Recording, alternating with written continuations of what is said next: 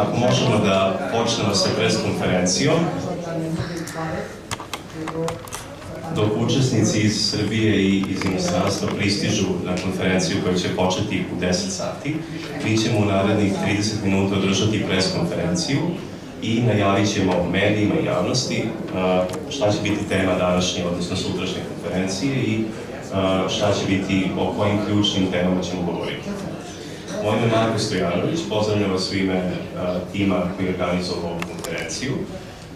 Sa nama će danas na preskonferenciji biti gospođa Mirela Oprea, predstavnica međunarodne organizacije Child Pact, koja se bavi položajem dece u širem regionu Crnomorskog regiona, i Geraldina Vitrivik, principal lecturer, kako bi to preveo na srpski, šef katedre za interdisciplinarne studije na Metropolitan univerzitetu u Manchesteru. A kasnije će nam se pridružiti i drugi govornici. Ja bih kratko sad najavio ko će sve danas biti sa nama. Pridružit će nam se gospođa Nevena Stojanović, narodna poslanica u ime koja će predstavljati Skupštinski odbor za prava deteta i radnu grupu za kontrolu sprovođenja zakona o socijalnoj zaštiti u delu koji se odnosi na razvoj usluga u zajednici. Zatim gospodin Laslo Čikoš, državni sekretar u Ministarstvu rada, zapošljavanja, socijalne i boračke politike i socijalne politike, izvinjavam se. Zatim imat ćemo gospodina Georgija Bogdanova, predstavnika Bugarske, iz Bugarske mreže za decu, gospodina Sašu Stefanovića iz mreže organizacija za decu Srbije, zatim gospođu Tamaru Lukšić-Orlandić, koordinatorku nacionalnog tima za implementaciju indeksa dečje zaštite u Srbiji. Sa nama će biti gospođa Anđelija Roglić, zamjenica direktorke osnovne škole Sutjeske iz opštine Raška, kao i gospodin Đorđe Radojičić, koordinator kancelarije za mlade u opštini Raška, i gospođa Jelena Hrnjak iz NVO Atine.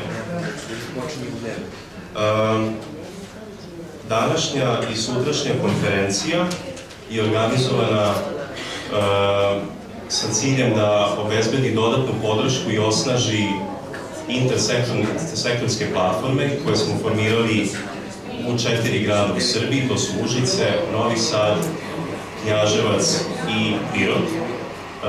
Intersektorske platforme u ovim gradovima okupljaju sve relevantne aktere koji se bave dečjom zaštitom i dečjom dobrobiti.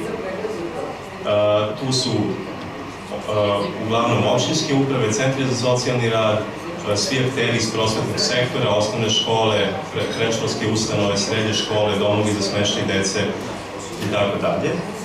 Kao i vrlo bitni akteri nevladine organizacije, udruženja roditelja, udruženja dece i drugi bitni akteri.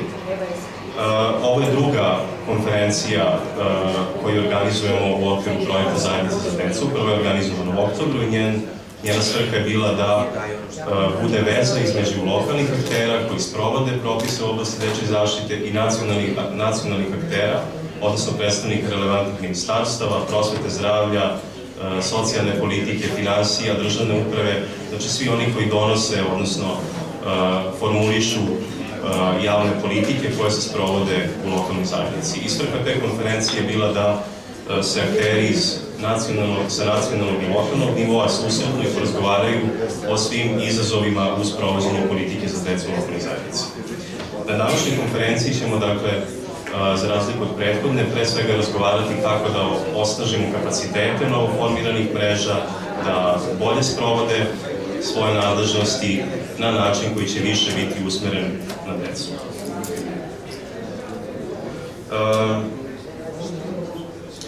Ja bih sad dao reč gospođi Mireli Opreji iz Child Pacta da nam u 7 minuta najavi šta će biti sadržina njene današnje prezentacije i šta će lokalne mreže danas biti u prilici da nauče iz iskustva Unije.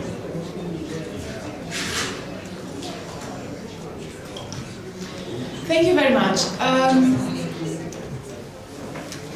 My name is Mirela Oprea and I come from Romania. and I'm Secretary General of Child Pact. Child Pact is a regional coalition of child protection NGOs from 10 different countries, including Serbia, Bulgaria, Romania, Moldova, Georgia, Armenia, Azerbaijan, Albania, and I hope Bosnia, and I hope I didn't forget to mention in fact.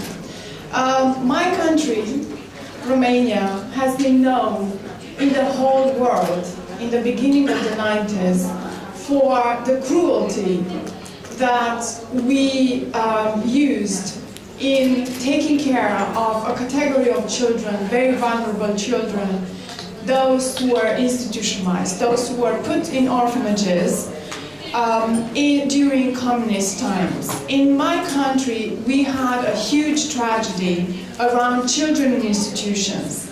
We had 100,000 children who were put in orphanages in 1989. And these orphanages were a tragedy because children were systematically abused, they were systematically maltreated, malnourished, and tortured in any way that you can imagine. In my country, we have went through a very, very difficult reform. We reformed the entire system to make sure that these children are taken out from the orphanages and they are given a better life. It was a very big battle, a political and social battle in my country. And I'm here to testify about this political battle and to show how a country which is very similar to Serbia, a neighboring country, can make that huge change. I will talk about how this big change was possible in my country. And actually, I was invited to share the lessons from the EU accession years. Among these lessons, I would like to name a few here for the press. And I will mention the fact that the child protection reform was a condition for Romania to become an EU member state. Also, in my country, we had a very strong EU rapporteur, the rapporteur of the European Parliament, who had very strong opinions about child protection reform. The child protection reform was very high on the political agenda of Romania when Romania was an EU candidate country, just like Serbia is today. We had dedicated funding from the European Union for this reform and for ensuring the child rights of children. And with the support of European people, European institutions, European embassies, we have developed a lot of service models that are modern in shape and very useful for children. So several things that I will want to mention during my presentation today will be that Serbia should very carefully use this accession moment and use the accession years to your own benefit, to the benefit of your children. The EU can put pressure on institutions in your country to reform, but civil society organizations have to demand these reforms and have to work closely with the EU institutions so that they are inspired by your enthusiasm and courage to do the changes that are needed. You have to work closely with the rapporteur of the European Parliament. The civil society organizations have to know him, have to visit him, have to be in constant contact with him so that he feels inspired to bring the message of the reform of the child protection systems. There are several other issues that I would mention, but I'm afraid my time is up. And if journalists in the room will want to know more, I'm very happy to respond to questions. Thank you. Thank you, Mirela, very much for your introduction and telling us what are you going to talk about today. Pre nego što dam reč gospođi Geraldini Vitri, htio bih samo da kažem da će novinari imati prilike, imati mogućnost 10 minuta, vreme je 10 minuta da postave pitanja našim gošćama pre početka, zvaničnog početka konferencije, a sada bih reč dao Geraldini Vitrivi koja će vam najaviti šta će biti sadržina njene prezentacije. Geraldine, please take the floor. Hello, my name is Dr. Geraldine Vitrivi, and it's a great pleasure to be here today to see so much enthusiasm around working with children and young people. I'm going to be talking to you today about intersectoral cooperation and coordination, particularly in the UK. That's not to say that in the UK we have all the answers, because we don't. But we do have some examples of good practice that might be transferable and usable in the context that you're working in, and which would enhance the way in which you operate. It's a very different situation and setting in the UK. We have a range of different services that are provided for children and young people. In particular, we have some services that are available to everyone, and we have other services that are very specialised, and we have a continuum of services in between, where people, children with particular needs, can have those needs met by a variety of different types of practitioner who work in different sectors. I suspect that for many people here, the big difference will be the fact that we have a lot of non-governmental organisations, charities as we call it, really quite small charities that are funded by the government to provide particular services, and that enables parents and children to have choice. And yes, you heard right, children to have the choice as well, because there's a very big focus in the UK on making sure that children are involved in making choices about the kind of care, treatment, kind of experience that they have. And of course, even children with very high levels of needs can make those choices about things they would rather do or rather not do. So these kind of services are very much based around the child, listening to the child's voice, ensuring that anything chosen for them is something that they want, and integrating lots of different types of services from across a range of sectors to make sure that provision is correct for that child. It's also the case that children can move up and down this continuum that we have of care. So they may need quite specialist care at some point, and then another point they might need less care or a different type of care. And again, in theory, the services work together in order to make sure that children can move up and down.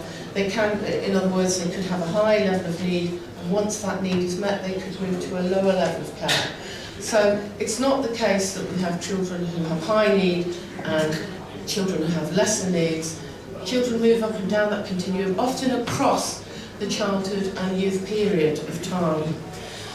So today, I'm going to be actually giving you some examples of how intersectoral working operates in the UK, just to give you some examples of ways of working that might be different to ways that you use currently, but might be useful to you in thinking about designing services, thinking about innovation, and really getting you to think about ways that things could be done a little bit differently.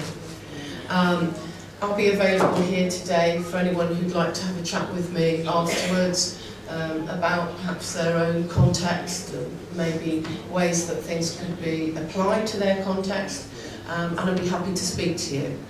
Okay, thank you. Thank you, Geraldine.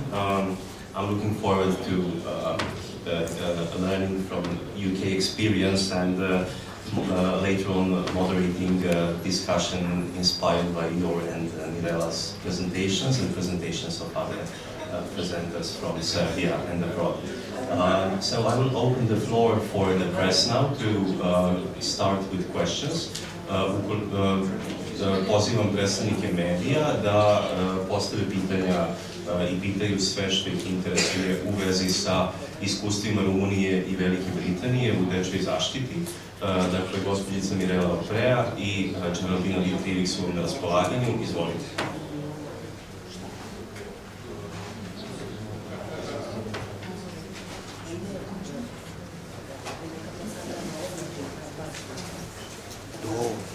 Imamo na raspolaganju 10 minuta za medije da postave pitanja gospođici Opre i gospođi Dimitrivik u vezi sa bilo čim što ih interesuje iz njihovih prezentacija ili iz iskustva njihovih zemalja.